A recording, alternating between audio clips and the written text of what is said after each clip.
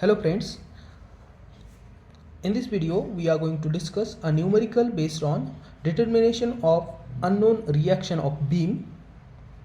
Till now we have discussed numericals regarding the determination of magnitude, position and direction of resultant. Here we are going to determine the reactions of support A and B of beam AB. Okay, so let's understand the numerical first. We'll read the statement of numerical, and after that we'll see how to solve this numerical. The statement of numerical or the problem statement is as a beam is supported and loaded by hinge support at A and roller support at B as shown in figure.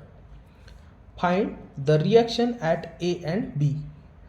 Whenever you are reading a numerical, you should make a habit of underlining the keywords in the numerical. Here in this numerical we have two keywords. They have given the support A is hinge support type and support B is roller support type. So it gives some information regarding support A and support B. So that's why we have underlined these two words. Now we have to find out the reaction at support A and B. So let's see how many reactions are going to develop at support A and support B. We have learned about the types of support. We know there are three types of support. First is roller support, where the beam or structure gets only one reaction, that is in vertical direction or that is in perpendicular direction to the plane. So plane of beam is horizontal, so the reaction will be in vertical direction. So roller support will have only one reaction. The next type of support is hinge support. Hinge support have two reactions, two unknown reaction. One is vertical and other is horizontal force. The fixed support, it has three reactions at the support. One is horizontal force, other is vertical force, and the third one is moment. So it will have three unknown reaction at support. I'm talking about the fixed support. This is fixed support, this is hinge support, and this is roller support. Now in this problem statement we have given that the support A is of hinge type, this type, so it will have two reactions. So we have denoted reaction in vertical direction as VA. This reaction is nothing but a force in vertical direction, so we'll call this force as VA, and there will be one more force in horizontal direction as it is acting at A, so we have denoted it as HA, H for horizontal and A for this point. So this will have two reaction. Now let's see how many reaction will develop at point B. As they have said, the point B is of rollers support type, so it will have only one reaction as said previously. Okay, so we have denoted that reaction by RB. Now let's draw free body diagram of this beam. Now free body diagram is nothing but it is isolated diagrammatic representation of a system or member. So when we are drawing a free body diagram, we should remove all the supports and points of contact of member to the surrounding. Means इसका मतलब ये है कि अगर हमें beam की free body diagram draw करना है तो हमें क्या करना पड़ेगा, ये बीम पर जितने भी फोर्सेस एक्ट हो रहे हैं वो हम फोर्सेस दिखाएंगे, लेकिन इसको सपोर्ट से आइसोलेट कर देंगे.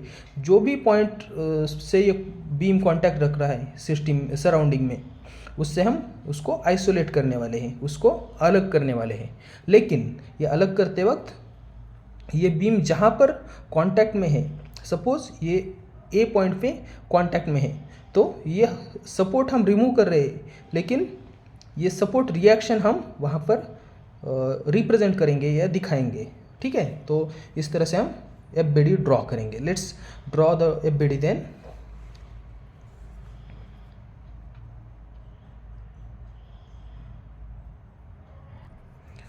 So this will be the FBD for given beam। ये यहाँ पर लोडिंग जो दिखाई है, ये सब लोडिंग हमने दिखा दी है, लेकिन हमने सिर्फ सपोर्ट जो है रिमूव कर दिए, तो इसे हम बोलेंगे फ्री बॉडी डायग्राम। ओके, तो अभी इस फ्री बॉडी डायग्राम में हम देख सकते हैं, यहाँ पर हमें पता चलता है कि 3 फोर्सेस जो है वो हमें उसकी वैल्यू पता नहीं है, जो जिसको हम कहेंगे ये अननोन फोर्सेस है, और इसकी वैल्यू हमें पता करना है। तो अभी ये वैल्यू पता करने के लिए कौन से स्टेप्स फॉलो करना है ये देखेंगे। इससे पहले हमें देखना पड़ेगा जो लोडिंग है बीम पे, इस लोडिंग को अगर हम कुछ सिंप्लीफाइड फॉर्म में लिख सकते हैं क्या नहीं। तो पहले देख लेते हैं ये जो लोडिंग दी गई है, यहाँ पर 2 फोर्सेस ये सी पॉइंट पर एक्ट हो रहे, तो हमें कुछ टर्म्स रिवाइज करने पड़ेंगे। हमने इससे पहले देखा है कपल का डेफिनेशन। कपल का डेफिनेशन क्या है? Couple it is form due to the application of 2 parallel forces separated by a finite distance. So this parallel forces are equal in magnitude but opposite in direction. So when such type of system acts on a particular member or structure, it forms a couple. मतलब क्या है कि अगर दो कोई unlike parallel, मतलब parallel तो है लेकिन डायरेक्शन अपोजिट है, ऐसे फोर्सेस जिनकी मैग्नीट्यूड सेम है और वो कुछ डिस्टेंस से सेपरेट है, या उसमें उन दो फोर्स में कोई डिस्टेंस है, ऐसी सिस्टम अगर कहीं पर एक्ट हो रही है तो उसका रिजल्टेंट फोर्स जो है वो तो ज़ीरो रहता है। देखिए ये 20 किलो न्यूटन फोर्स इधर एक्ट हो रहा है और ये 20 kilo newton force right word है, तो ये लेफ्ट वर्ड है, तो इसका इफेक्टिव फोर्स क्या रहेगा? ज़ीरो रहेगा। लेकिन फिर भी ये कुछ मोमेंट प्रोड्यूस करेगा जिसकी वैल्यू रहेगी फोर्स की magnitude into distance between 2 forces. तो कोई भी एक फोर्स की मैग्नीट्यूड हम ले लेते हैं 20 into distance between this 2 forces is 2। सो यहाँ पर हमें सिंपल लैंग्वेज में ये बोल सकते हैं कि यहाँ पर हमें ऐसा दिया गया है कि इस सी पॉइंट पे एक कपल एक्ट हो रहा है जिसकी वैल्यू है 20 इंटू 2, मतलब 40 किलो न्यूटन मीटर का कपल एक्ट हो रहा है, और उसकी डायरेक्शन रहेगी एंटी क्लॉकवाइज। यहाँ पर हम देख सकते हैं ये एंटी क्लॉकवाइज कपल प्रोड्यूस कर रहा है, कितनी मैग्नीट्यूड का? 40 किलो न्यूटन मीटर। वैसा ही यहाँ पर भी है, यहाँ पर डिस्टेंस बिटवीन 2 फोर्सेस है 1 metre and magnitude of force is 10 kilo newton. So couple or moment of couple will be of magnitude 10 kilo newton metre. Okay, so यहाँ पर हमें कोई फोर्स नहीं लेना है, डायरेक्टली अगर हम यहाँ पर क्लॉकवाइज का मोमेंट दिखा देंगे तो भी ये वन एंड सेम रहेगा। ठीक है, तो ये फोर्सेस की जगह हम यहाँ पर सिर्फ मोमेंट कंसिडर करेंगे, यहाँ पर भी मोमेंट कंसिडर करेंगे। अभी तीसरी कंडीशन में देखना है हमें, यहाँ पर सिर्फ एक ही फोर्स एक्ट हो रहा है तो ये कपल फॉर्म नहीं करेगा। कपल फॉर्म करने के लिए 2 equal and opposite forces separated by some distance, so this is the condition for couple. So ये फोर्स को हम एज इट इज़ रख देंगे। तो अभी हमें पता है कि ये अगर हम फ्री बॉडी डायग्राम ड्रॉ कर रहे हैं और हमें अननोन रिएक्शन फाइंड आउट करना है, तो इसके लिए हमें लगेगा कि हमारे पास कोई इक्वेशन होना चाहिए जिसकी हेल्प से हम ये अननोन रिएक्शन डिटरमाइन कर सकते हैं। तो हमारे पास 3 इक्वेशन रहते हैं जब भी कोई सिस्टम इक्विलिब्रियम में होती है तो वो सिस्टम को 3 इक्वेशन सेटिस्फाई करना पड़ता है, तभी हम उसको कहेंगे कि वो स्टेबल और इक्विलिब्रियम में है। तो फर्स्ट कंडीशन है summation of horizontal forces should be 0, summation of vertical forces should be 0 and summation of moment should be 0 at any point. तो अभी हमें देखना है कि हम इन तीनों में से कौन से इक्वेशन हम यूज़ कर सकते हैं। तो अभी यहाँ पर हमें पता चलेगा कि यहाँ पर जैसे हमने बोला कि ये इफेक्टिव फोर्स, ये सिस्टम तो 0 प्रोड्यूस कर रही है, ये भी सिस्टम इफेक्टिव फोर्स 0 प्रोड्यूस कर रही है। तो सिर्फ हमारे पास एक ही फोर्स रह गया जो हॉरिजॉन्टल डायरेक्शन में है। ठीक है, तो हम जब summation of horizontal forces calculate करेंगे तो हमारे पास ये पूरे सिस्टम में देखिए कितने फोर्सेस है। एक फोर्स है जो रिएक्शन पे है, reaction at A is in horizontal direction, so it is rightward, so will take it as positive H A. और दूसरा फोर्स है ये भी राइटवर्ड है तो पॉजिटिव ले लेंगे हम, उसकी वैल्यू है 20 kilo Newton, right, 20 kilo Newton. तो यहाँ पर यूनिट लिखने की ज़रूरत नहीं, तो हम H A plus 20 equal to 0 ये लिखेंगे। ठीक है, क्योंकि अभी देखेंगे तो यहाँ पर इस डायग्राम में और दूसरा कोई हॉरिजॉन्टल फोर्स यहाँ पर नहीं है। अगर आप बोल रहे हैं कि ये हॉरिजॉन्टल फोर्स है तो ये और ये फोर्स एक दूसरे को न्यूट्रलाइज कर देंगे, तो ये हमें कैलकुलेशन में लेने की ज़रूरत नहीं। वैसे ही ये 10 किलो न्यूटन का फोर्स राइट वर्ड है और ये 10 किलो न्यूटन का फोर्स लेफ्ट वर्ड है, तो ये न्यूट्रलाइज कर देंगे। तो ये फोर्स सिस्टम में हमें कैलकुलेट करने की ज़रूरत नहीं। तो हमारे पास एक ही फोर्स बचा था, वो ले लिया हमने 20 किलो न्यूटन का, और ये अननोन रिएक्शन। तो अभी इससे हम एच ए डिटरमाइन कर सकते हैं। H A will be equal to -20 kilo newton. ये प्लस था, इधर जाकर माइनस हो गया। मतलब इसका मीनिंग क्या हो गया, हमने जो डायरेक्शन कंसिडर किया था एच ए का, जो हमने कंसिडर किया था वो राइटवर्ड कंसिडर किया था, लेकिन अभी उसकी वैल्यू निगेटिव आ गई है। मतलब एच ए का डायरेक्शन कौन सा रहेगा, लेफ्टवर्ड रहेगा। ठीक है, तो हमने एक रिएक्शन यहाँ पर डिटरमाइन कर ली है। अभी हमें पता करना है वी ए क्या है और आर बी क्या है। तो उसके लिए हमें यूज़ करना पड़ेगा तीसरा वाला इक्वेशन, क्योंकि अगर हम वर्टिकल फोर्सेस का इक्वेशन यूज़ करेंगे तो हमारे वर्टिकल फोर्सेस के इक्वेशन में 2 अननोन मिल जाएंगे हमको, ये वी आर बी और वी ए, ऐसे 2 अननोन मिल जाएंगे, जिससे हम रिएक्शन फाइंड आउट नहीं कर पाएंगे। तो मोमेंट का इक्वेशन हमें यूज़ करना पड़ेगा। ठीक है, तो पहले हम मोमेंट का इक्वेशन यूज़ करेंगे। तो बीम पे हम मोमेंट ले लेंगे पॉइंट ए पे, so will write taking moment at A और अबाउट ए। तो यहाँ पर हमें मोमेंट कैलकुलेट करना है। So this summation of moment at A will be equal to, अभी देखते हैं हम, यहाँ पर देखिए ये जो अननोन रिएक्शन है, 2 रिएक्शन ये ए पर एक्ट हो रहे हैं, तो इन दोनों का भी डिस्टेंस ए से 0 हो गया। तो मोमेंट का फॉर्मूला है हमारा फोर्स इंटू परपेंडिकुलर डिस्टेंस।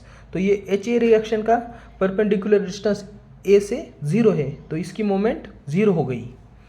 तो वी ए का भी सेम, वी ए का भी डिस्टेंस 0 है, तो वी ए की भी मोमेंट 0 हो गई। तो हमें ये 2 फोर्स की मोमेंट लेने की ज़रूरत नहीं है, क्योंकि वो 0 ही आ जाएगी। और उसके बाद अभी मोमेंट के कैलकुलेशन में हमें ये कपल से प्रोड्यूस होने वाली मोमेंट कैलकुलेशन में कंसिडर करना पड़ेगा। तो अभी देखिए ये 40 किलो न्यूटन मीटर की मोमेंट प्रोड्यूस हो रही है और वो एंटी क्लॉकवाइज डायरेक्शन में है, तो हम निगेटिव ले लेंगे -40। ठीक है, इसको कोई डिस्टेंस से मल्टीप्लाई करने की ज़रूरत नहीं, क्योंकि ये मोमेंट ही है। ठीक है, अगर फोर्स रहा तो उसको हम परपेंडिकुलर डिस्टेंस से मल्टीप्लाई करते हैं, लेकिन यहाँ पर मोमेंट होने के कारण हम इसको मल्टीप्लाई नहीं करने की, मतलब मल्टीप्लाई नहीं करना पड़ेगा, डायरेक्टली हम वैसे ही वैल्यू ले लेंगे। यहाँ पर भी कपल से प्रोड्यूस होने वाली मोमेंट है, तो वो है क्लॉकवाइज डायरेक्शन में, तो हम पॉजिटिव साइन ले लेंगे यहाँ पर। और उसकी मैग्नीट्यूड है 10। इसके अलावा ये फोर्स है, ये 20 किलो न्यूटन का है, ठीक है। अगर हमको यहाँ पर ये 20 किलो न्यूटन फोर्स की मोमेंट कैलकुलेट करना है अबाउट ए, तो हमें क्या पता करना पड़ेगा, what is the perpendicular distance of 20 kilo newton force from A. तो अभी इसको परपेंडिकुलर डिस्टेंस फाइंड आउट करने के लिए हम क्या करते हैं, ये फोर्स की जो लाइन ऑफ एक्शन है थोड़ा सा इधर एक्सटेंड करके देखेंगे तो यहाँ तक, तो हमें पता चल जाएगा कि ए और ये फोर्स की जो लाइन ऑफ एक्शन है उसमें जो परपेंडिकुलर डिस्टेंस है, तो ये डिस्टेंस ये वाला डिस्टेंस रहेगा। तो ये डिस्टेंस तो हमें दिया गया है और वो है 1 मीटर। तो इसकी मोमेंट आ जाएगी 20 × 1, तो ये आ जाएगी क्लॉकवाइज डायरेक्शन में, plus 20 × 1। 20 is magnitude of force and 1 is perpendicular distance. इसके बाद हमारे पास बचता है एक रिएक्शन जो कि बी पे एक्ट हो रहा है। इस रिएक्शन का परपेंडिकुलर डिस्टेंस यहाँ से है, ये सारे जो स्पैन है ये 3 मीटर के हैं, ये 3 मीटर का है, ये भी 3 मीटर का है, ये 4 स्पैन है ऐसे 3 मीटर के। और ये बीम की जो लेंथ है हमें न्यूमेरिकल में दिया है लेंथ इन्होंने कि ये टोटल लेंथ कितना है 12 मीटर है। तो ये ए पॉइंट से ये बी रिएक्शन की परपेंडिकुलर डिस्टेंस है 12 मीटर। सो ये मैग्नीट्यूड इसकी आर बी है और डिस्टेंस है 12 मीटर, तो हम वैसे ही लिख देंगे। और ये एंटी क्लॉकवाइज मोमेंट प्रोड्यूस कर रहा है। ये एंटी क्लॉकवाइज मोमेंट कैसे प्रोड्यूस करता है दिखाता हूँ आपको। ये अगर रिएक्शन इस पॉइंट पे मोमेंट हम कैलकुलेट कर रहे हैं तो ये रिएक्शन ऐसे एंटी क्लॉकवाइज मोमेंट प्रोड्यूस करेगा, ठीक है। सो उसकी मैग्नीट्यूड है आर बी × 12। तो ये क्या रहना चाहिए, हमको पता है कि ये 0 होना चाहिए, ठीक है। तो अभी हम इसको थोड़ा सा सिंप्लीफाई कर लेते हैं। ये -40 + 10 + 20, तो ये +20 और +10 30 हो गया, -40 it will be -10 R B × 12 = 0।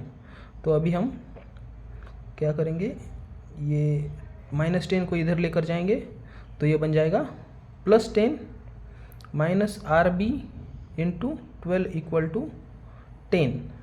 तो आर बी इक्वल टू आ जाएगा 10/12। तो ये -आर बी इक्वल टू आ गया। हम इस इक्वेशन को एक बार माइनस से मल्टीप्लाई कर लेते हैं और ये डिवीजन कर लेते हैं, तो हमें मिल जाएगी आर बी की वैल्यू, वो आ जाएगी माइनस में। तो कैलकुलेट करता हूँ, तो ये आ जाएगा 0.83। इसको माइनस से मल्टीप्लाई करने के बाद इधर प्लस हो जाएगा, इधर माइनस आ जाएगा, तो ये आ गया -0.83 किलो न्यूटन। तो हमारे पास आ गई आर बी की रिएक्शन। अभी हमारे पास बचती है सिर्फ third reaction, that is V A. ये कैलकुलेट करना बाकी है, तो इसके लिए हम थर्ड इक्वेशन यूज़ कर लेंगे, summation of vertical forces equal to 0। मैं यहाँ पर ही लिख लेता हूँ वो समेशन ऑफ वर्टिकल फोर्सेस में हम हमारे पास कौन से फोर्सेस है वो लिख लेंगे हम। तो यहाँ पर सिर्फ ये वर्टिकल फोर्स है, इसको हम लिखेंगे वी ए, क्योंकि अपवर्ड डायरेक्शन में है। दूसरा वर्टिकल कोई भी फोर्स नहीं है यहाँ पर, तो दूसरा फोर्स बन जाएगा सिर्फ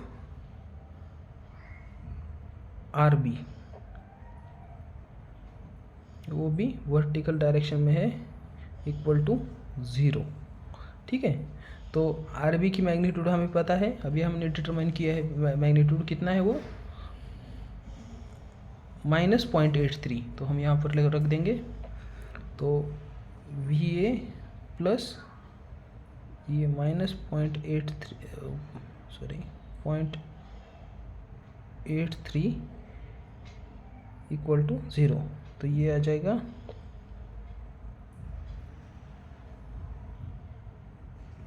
तो ये और इस साइड को ले लेंगे तो वी ए इक्वल टू आ जाएगा 0.83 किलो न्यूटन। तो इसकी वैल्यू पॉजिटिव है तो इसकी डायरेक्शन रहेगी अपवर्ड, और जो आर बी की वैल्यू है वो माइनस है, मतलब वो डाउनवर्ड डायरेक्शन में एक्ट हो रहा है।